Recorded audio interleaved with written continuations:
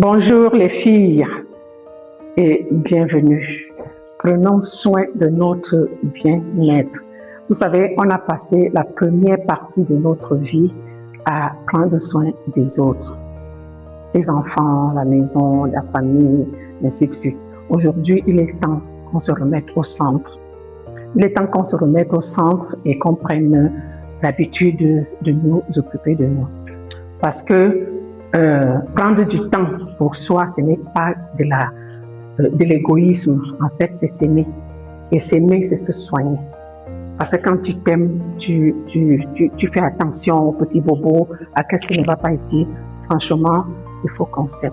Parce que la société a toujours voulu mettre dans une cage les femmes d'un certain âge. Genre, à partir de 50 ans, on est fini. À partir de 50 ans, on ne peut plus rien faire. Comme si les femmes de 50 ans devaient se cacher, regarder les autres vivre. Non.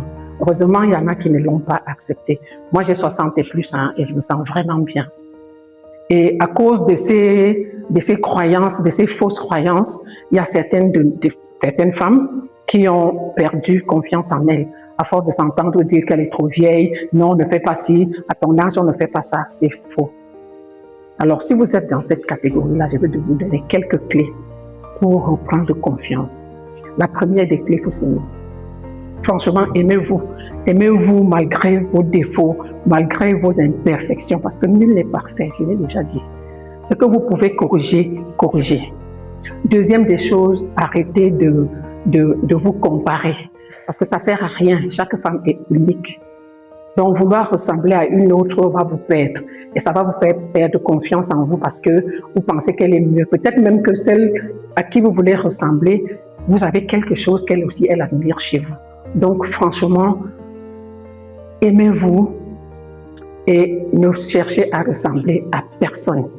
Troisième chose, arrêtez de croire aux standards que la société a voulu imposer, standards de beauté, standards d'efficacité, standards de fraîcheur que la société a voulu imposer aux femmes.